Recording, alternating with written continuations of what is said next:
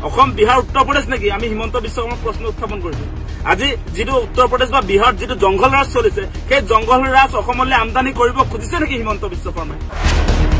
কোনো কাৰণতে অসমক বিহাৰ উত্তৰ প্ৰদেশৰ নিচিনা জংগল ৰাজ কৰিবলৈ আমি অনুমতি দিব নোৱাৰো কালি কেবিনেট সিদ্ধান্ত হোৱাৰ পাছত আমি লক্ষ্য কৰিছো একাংশ উগ্ৰ জাতীয়তাবাদী উগ্ৰ হিন্দুত্ববাদী কিছুমান মানুহে লাইসেন্স গান লাগে বুলি ক'বলৈ আৰম্ভ কৰে মানে দাদাগিৰি চলাবৰ কাৰণে কালি অসম কেবিনেটৰ এটা সিদ্ধান্ত গ্ৰহণ কৰা হৈছে যে সংখ্যালঘু যিবিলাক অঞ্চল সেই অঞ্চলবিলাকত খিলঞ্জীয়া মানুহক হাতে হাতে অস্ত্ৰ তুলি দিব সেই ঘটনাটো আমি কোনো কাৰণতে আসলে সমৰ্থন কৰিব নোৱাৰো আপোনালোকে নিশ্চয় দেখিছে এতিয়া যদি আপোনাৰ পাব্লিকৰ হাতত অস্ত্ৰ তুলি দিয়া হয়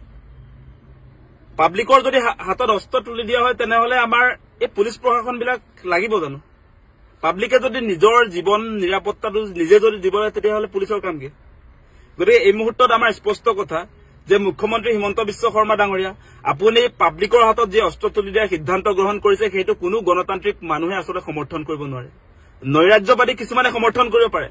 তাৰ মানে কিন্তু অসমৰ যে সৰহসংখ্যক মানুহে সমৰ্থন কৰিব সেইটো কোনো কাৰণতে আসলে ভাবিব নালাগে আৰু সেই কাৰণে আমি যোৱাকালি যে অসম কেবিনেটত সংখ্যালঘু অঞ্চলত খিলঞ্জীয়া মানুহক হাতে হাতে অস্ত্ৰ তুলি দিম বুলি অসম কেবিনেটে সিদ্ধান্ত গ্ৰহণ কৰিছে সেইটো আমি পুনচাতে নাকচ কৰিছো আৰু এই সিদ্ধান্ত বাতিল কৰিবৰ কাৰণে আমি দাবী উত্থাপন কৰিছো আৰু এটা কথা অতি স্পষ্ট যদি আপোনাৰ খিলঞ্জীয়া মানুহৰ প্ৰতি সংখ্যালঘু অঞ্চলত আক্ৰমণ চলিছে আগ্ৰাসন চলিছে সেই মানুহৰ যদি বিপদ হৈছে তাক ৰক্ষা কৰাৰ দায়িত্বটো অসম চৰকাৰে অসমৰ গৃহ বিভাগে অসমৰ পুলিচ প্ৰশাসনে ল'ব লাগে নে পাব্লিকে নিজে ল'ব লাগে যদিহে অসম চৰকাৰৰ কোনো ধৰণৰ কাম কাজ নাই পাব্লিকে যদি নিজৰ জীৱনৰ নিৰাপত্তা নিজে দিব লাগে তেনেহলে এই পুলিচ প্ৰশাসন ইয়াৰটো প্ৰয়োজন নাথাকিব পুলিচ প্ৰশাসনৰ কিবা প্ৰয়োজন থাকিব নেকি আপোনালোকে সেই কথাটো কওক আমি ভাবিছিলো কি যে সংখ্যালঘু অঞ্চলবিলাকত যদি আপোনাৰ এনেকুৱা ধৰণৰ আমাৰ খিলঞ্জীয়া মানুহৰ প্ৰতি যদি ভাবুকি আহিছে মানুহৰ জীৱনৰ প্ৰতি যদি ভাবুকি আহিছে সেই অঞ্চলবিলাকত আমি কৈছিলো যে পুলিচ ষ্টেচনৰ সংখ্যাটো বঢ়াই দিয়ক আউটপোষ্টৰ সংখ্যাটো বঢ়াই দিয়ক যাতে তাত কোনো ধৰণৰ আসলতে সংখ্যালঘু মানুহে আমাৰ খিলঞ্জীয়া মানুহবিলাকক আক্ৰমণ কৰিব নোৱাৰে আগ্ৰাসন চলাব নোৱাৰে এটা আইন শৃংখলা জনিত কাৰ্য সম্পাদন কৰিবৰ কাৰণে আমি তাতে আপোনাৰ পুলিচ ষ্টেচনৰ কথা কৈছিলো আমি আউটপোষ্টৰ সংখ্যা বৃদ্ধি কৰিবলৈ কৈছিলো যাৰ জৰিয়তে আপোনালোকে চাওক যে যদি পুলিচ ষ্টেচনৰ সংখ্যাটো বঢ়াই দিয়া হয় বা আউটপোষ্টৰ সংখ্যাটো যদি বঢ়াই দিয়া হয় তেনেহলে তাত মেন পাৱাৰ ৰিক্ৰুটমেন্ট হ'ব তাত আবাৰ নিবনুৱাসকলক আমি সংস্থাপন দিব পাৰিম পুলিচৰ চাকৰি দিব পাৰিম সেই কামবিলাক নকৰি এতিয়া আসলতে মুখ্যমন্ত্ৰী হিমন্ত বিশ্ব শৰ্মাই আজি এই সংখ্যালঘু অঞ্চলবিলাকত আজি খিলঞ্জীয়াক নিৰাপত্তা দিয়া কথা কৈ আসলতে তেওঁ অসমখনক তেওঁ বিহাৰ উত্তৰ প্ৰদেশৰ নিচিনা কৰিবৰ কাৰণে তেওঁ যত্ন কৰিছে অসম বিহাৰ উত্তৰ প্ৰদেশ নেকি আমি হিমন্ত বিশ্ব শৰ্মাক প্ৰশ্ন উত্থাপন কৰিছো আজি যেটো উত্তৰ প্ৰদেশ বা বিহাৰ যেটো জংগল ৰাজ চলিছে সেই জংগল ৰাজ অসমলৈ আমদানি কৰিব খুজিছে নেকি হিমন্ত বিশ্ব শৰ্মাই আজি প্ৰশিক্ষণপ্ৰাপ্ত মানুহ আছে নেকি অস্ত্ৰ চলাবৰ কাৰণে আপুনি হাতে হাতে যে আপোনাৰ লাইসেন্স গান দিবলৈ যে ওলাইছে আপোনাৰ অস্ত্ৰ চলাবৰ কাৰণে যে মানুহক যে আপুনি আমাৰ খিলঞ্জীয়া মানুহক যে অস্ত্ৰ চলাবৰ কাৰণে অস্ত্ৰৰ আপুনি লাইসেন্স দিব যে খুজিছে সেইটো অত্যন্ত বিপদজনক কথা সেই কথা আমি কেতিয়াও নামানো সেইটো স্পষ্ট কৰি দিছো কোনো কাৰণতে অসমক বিহাৰ উত্তৰ প্ৰদেশৰ নিচিনা জংগল ৰাজ কৰিবলৈ আমি অনুমতি দিব নোৱাৰো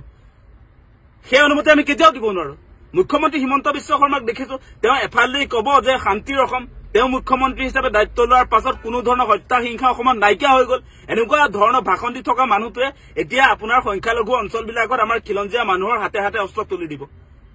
অস্ত্ৰৰ জনজননী চলাব আজি অসমত সেই সিদ্ধান্ত কোনো আসলতে গণতান্ত্ৰিক মানুহে কোনো শিক্ষিত সমাজে এই সিদ্ধান্ত মানি ল'ব নোৱাৰে এনেকৈ আমাৰ থলুৱা খিলঞ্জীয়া মানুহক আসলতে হত্যা হিংসাৰ প্ৰতি এনেকুৱা ধৰণৰ কাম কাজৰ জৰিয়তে তেওঁলোকে আজি অসম চৰকাৰে যিবিলাক সিদ্ধান্ত গ্ৰহণ কৰিছে ইয়াৰ জৰিয়তে আসলে উগ্ৰ জাতীয়তাবাদী কিছুমান মানুহে যতে ততে হক নহক মানুহক অত্যাচাৰ চলাব তাৰহে এটা উমান পোৱা যায়